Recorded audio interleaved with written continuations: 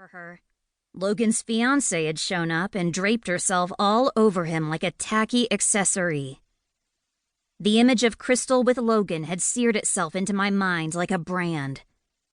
Of course, if I had known that Logan was engaged, I never would have considered him my boyfriend in the first place. I snorted to myself. What a liar. My heart rate increased as anger, pain, and the feeling of betrayal again fired in my gut. My dark angel power rolled in my belly, responding to my surge of emotion. I concentrated on dusting my legs off and made a face at the mud stains on my thighs. Do you need to shower?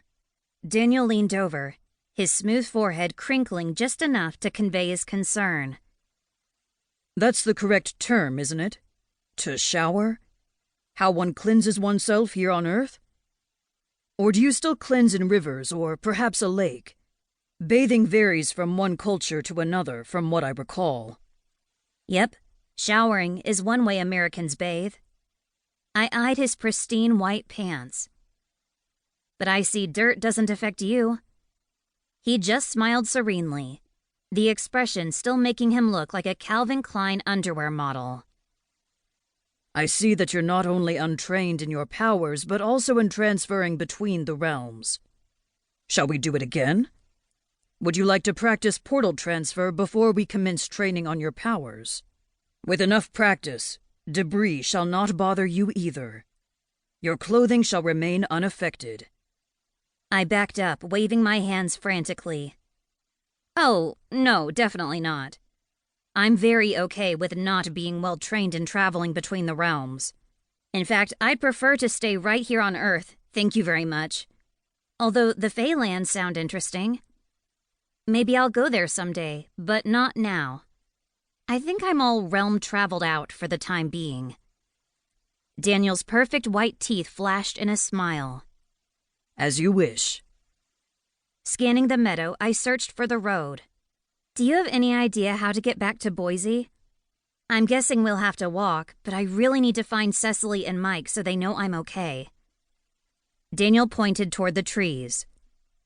These humans you refer to, Cecily and Mike, they're seated in a large box of some kind just over there. The box has wheels on the bottom and makes the most unpleasant sound when... He tapped his chin. What do humans call it? The engine starts?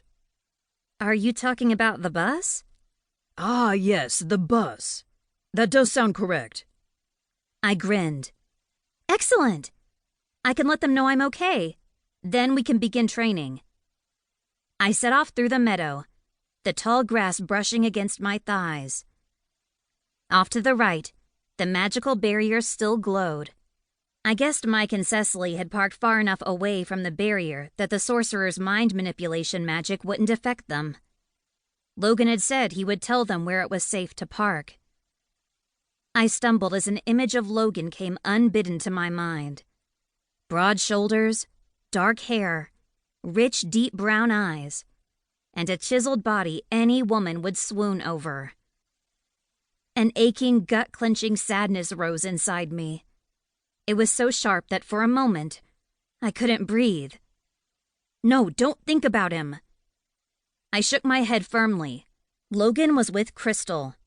Even if he was unhappy about that or didn't want to be with her, he didn't deny their engagement. I forced myself to take a deep, shuddering breath and welcomed the anger that burned away my sadness like fire. Logan had tried to sugarcoat his engagement by saying Crystal wasn't his girlfriend. Like using different terms to describe who she was somehow made his lying okay. I scoffed. Nice try.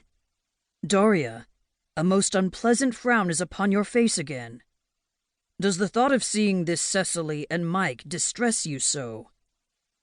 Daniel strode at my side, his strong legs swishing through the grass.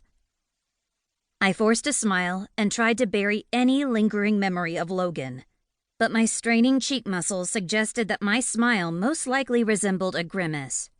Not at all. Cecily and Mike are like family to me. I was thinking about someone else. Aha. Daniel continued gliding along as gracefully.